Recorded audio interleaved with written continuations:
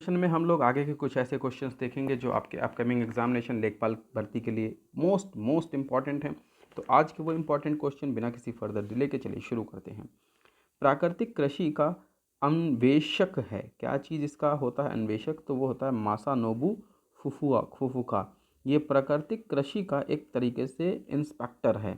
यहाँ पर पर्यावरणीय संरक्षण के लिए ग्रीन आर्मी को प्रारंभ किया गया था। तो ऑस्ट्रेलिया ने इसको ग्रीन आर्मी के तौर पे प्रारंभ किया था पर्यावरण संरक्षण के लिए। पारिस्थितिक तंत्र के संबंध में सही कथन क्या है? तो पारिस्थितिक तंत्र के संबंध में किसी निश्चित स्थान पर समय के समस्त इकाई के समस्त जीवों तथा भौतिक पर्यावरण का प्रतिनिधित्व करता है।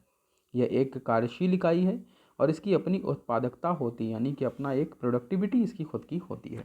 चलिए अब हम लोग इकोलॉजी के बारे में बात करते हैं और ऐसे बहुत बहुत से इंपॉर्टेंट क्वेश्चन के बारे में समझें जो एग्जामिनेशन में आने की संभावनाएं जिनकी हैं। 10% नियम संबंधित है किस चीज़ से? तो ऊर्जा का खाद के रूप में एक पोषी स्तर के दूसरे पोषी स्तर तक पहुंचाने से संबंधित है 10% नियम। जीव से जैव मंडल तथा जैविक संगठन का सही क्रम क्या है? तो जनसंख्या से समुदाय, समुदाय से पारिस्थितिक तंत्र और उससे भूदृश्य की तरफ बढ़ता है। तो जीव से जैव मंडल का जो जैविक संगठन है उसका सही क्रम इस तरह से दर्शाया जाएगा। नेक्स्ट वन क्वेश्चन की बात करें कि पारिस्थितिक तंत्र के विषय में सही नहीं है। तो यह एक बंद तंत्र होता है, ऐसा पारिस्थितिक तंत्र के विषय में नहीं कहा जा सकता है। स्वपोषी यानी जिसे स्वपोषज के नाम से जाना जाता है स्तर पर उत्पादन को क्या कहा जाता है? तो यह प्राथमिक उत्पाद कहलाता है।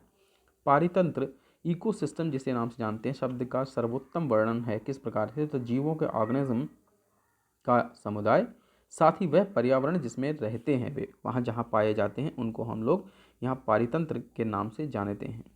परपोषी विषम पोषणज जिन्हें कहा जाता है स्तर के उत्पादन के संबंध में आता है। तो ये द्वितीयक उत्पादक होते हैं और किसी क्षेत्र के सभी जीवधारी तथा वातावरण में उपस्थित अजैव घटक के रूप में निर्माण करते हैं।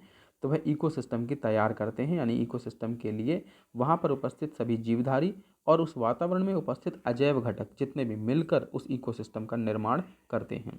नेक्स्ट वन, एक पारिस्थितिक तंत्र में ऊर्जा की मात्रा एक पोषण स्तर से अन्य स्तर में स्थानांतरण के पश्चात घटती है या बढ़ती है? तो यहाँ पर हमेशा ध्यान रखेंगे कि ये घटेगी। कृत्रिम पारितंत्र क्या है? तो कृत्रिम पारितंत्र जो है वो खेत है। खेत में कृत्रिम रूप से इन चीज़ों को तैयार किया जाता है जिसमें कृत्रिम पारितंत्र का निर्माण होता है। और कृत्रिम पारिस्थितिक तंत्र की अगर बात करें तो धान का खेत ये पारिस्थितिक तंत्र के तौर पे कार्य करता है। घास का स्थल, वन तथा मरुस्थल किस चीज़ के उदाहरण हैं?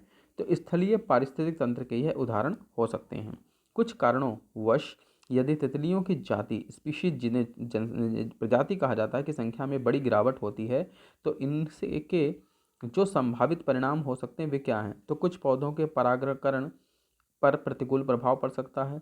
इनके कारण बर्रों, मकड़ियों और पक्षियों के कुछ प्रजातियां समाविष्टि में गिरावट हो सकती है, यानी ये सब एक दूसरे पर इसीलिए निर्भरता रखते हैं।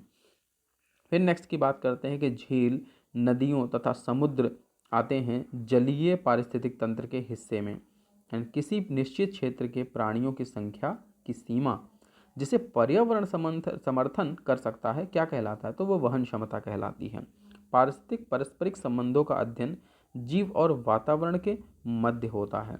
जीव विज्ञान की एक शाखा है जिसमें जीव समुदायों तथा उनके वातावरण के मध्य पारिस्थितिक संबंधों का अध्ययन किया जाता है, उसे पारिस्थितिक के नाम से जाना जाता है। एक पद जो केवल जीव एवं जीव द्वारा ग्रहण किए गए दिक्कत स्थान का नहीं है बल्कि जीवों के समुदाय या उसकी कार्यात्मकता भूमिका का वर्णन भी करता है, वो पारिस्थितिक तंत्र या उसका पारिस्थितिक कर्मता कहलाता है। अर्नेस्ट हैकल ने पारिस्थितिक इकोलॉजी के संबंध का शब्द का प्रयोग किया था, तो वो ऑकोलॉजी के नाम से प्रयोग किया था जो पहली बार इकोलॉजी के नाम से जाना जाता था, जिसे बाद में हम लोग इकोलॉजी के सिस्टम के नाम से जानते हैं। तो इस तरह से इस नाम को प्रयोग किया गया था।